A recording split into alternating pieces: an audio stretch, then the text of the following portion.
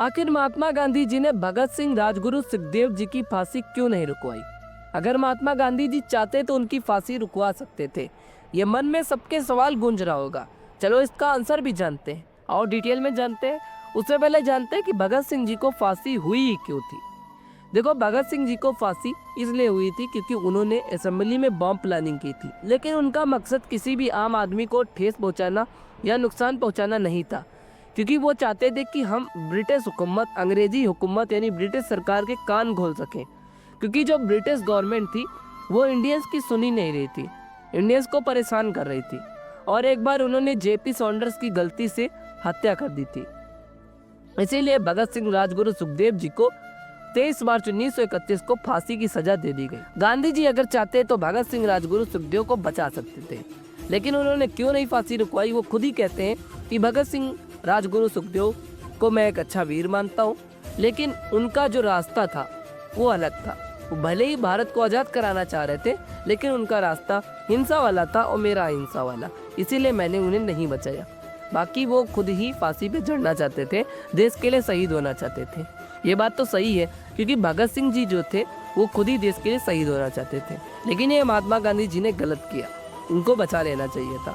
भगत सिंह जी के कहना था कि अगर मैं शहीद नहीं होऊंगा तो आने वाला युवा देश के लिए कैसे प्रेरित होगा, कैसे क्रांति के लिए प्रेरित होगा।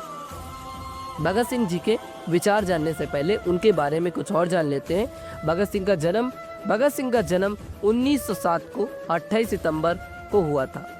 भगत सिंह जी का जन्म लयालपुर नामक गांव में हुआ था, जो कि अब पाकिस्तान में है।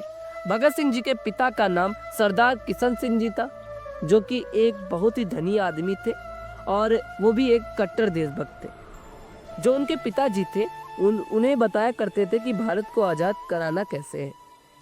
और भगत सिंह जी के अंदर जो देशभक्ति का जुनून था, आजादी का 1919 को आया था, जब जलियांवाला बाग हत्याकांड हुआ था।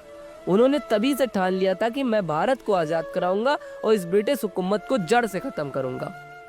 उन्होंने हिंदुस्तान रिपब्लिकन एसोसिएशन के साथ मिलकर भारत को आज़ाद कराने में एक अहम भूमिका निभाई। उनका कहना था, जिस दिन ये करोड़ों हिंदुस्तानी अपने हाथों में लाठी लेकर खड़े हो जाएंगे, उस दिन ये कुछ लाख ये अंग्रेज दिखाई नहीं पड़ेंगे। इनका विजन ये था।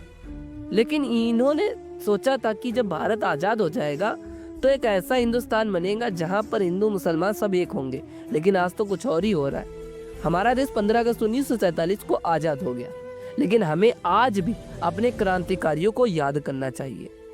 भगत सिंह, राजगुरु, सुखदेव का मैं आभार मानता हूँ और ऐसे वीरों को मैं नमन करता हूँ जिन्होंने हमारे देश को आज़ाद कराने में एक अहम भूमिका निभाई। चलो इनके विचार पढ़ते हैं।